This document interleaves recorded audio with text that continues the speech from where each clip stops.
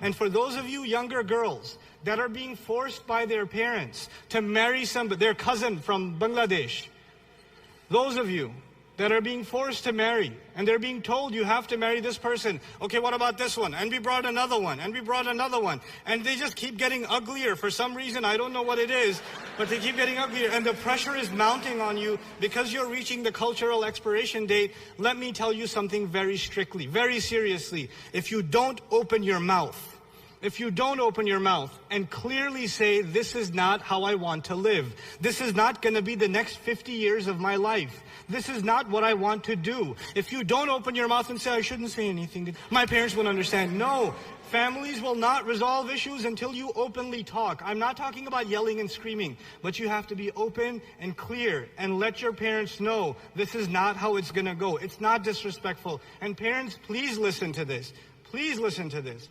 Don't force your daughters into a marriage they're not happy with. Don't say on their behalf, no, she's happy. We know her. You don't know her.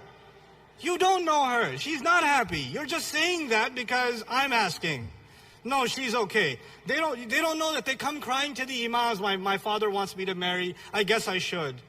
Have you seen the guy? No, but it's my parents. What can I do? In Islam, you have to obey your parents no matter what. Yes, in Islam, you have to obey your parents no matter what. But also in Islam, parents cannot be unjust. They don't have an open license to do whatever they want. They don't have that either. In Islam, parents and children are supposed to have a trusting relationship. You know? Don't hijack. You know, sometimes the only ayat our parents know is وَبِالْ وَالِدَيْنِ إِحْسَانًا. This is the only Quran. They don't even know the whole ayah. No, just وَبِالْ وَالِدَيْنِ إِحْسَانًا. You know, like, got me again. And they use that card. Look, our deen emphasizes the rights of parents more than any other religion known to man.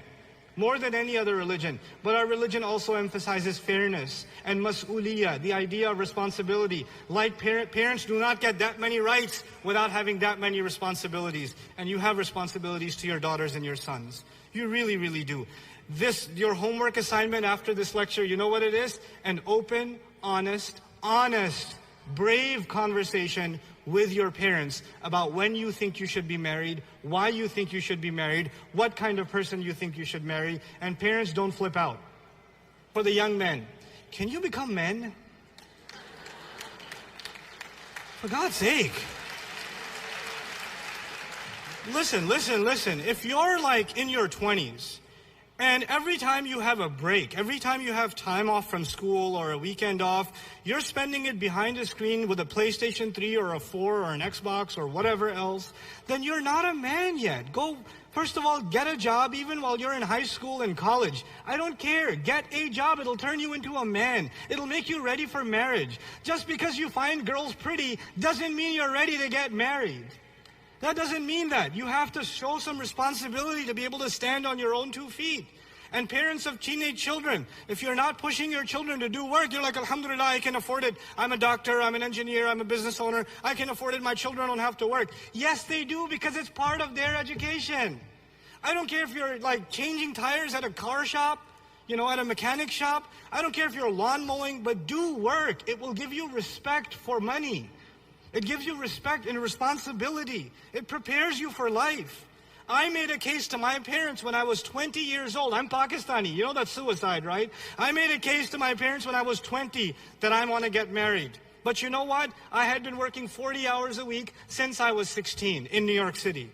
I've never worked less than 40 hours a week. That was an easy week for me. And I've been going full-time to college, you know, in high school. I actually took a longer time to graduate out of college because I had work. I never once took money from my parents for college tuition. I refuse that. No way. If I can't afford it, I'm not going to college. I'll work on it myself. I worked in shoe stores. I worked in surgical places. I worked in like local Queens newspapers. I've done all kinds of crazy jobs. I even worked at a Desi grocery store.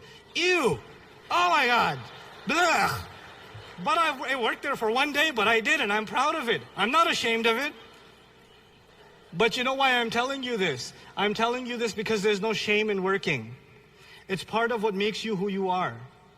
I got married at the age of 22, but I can argue I had a right to.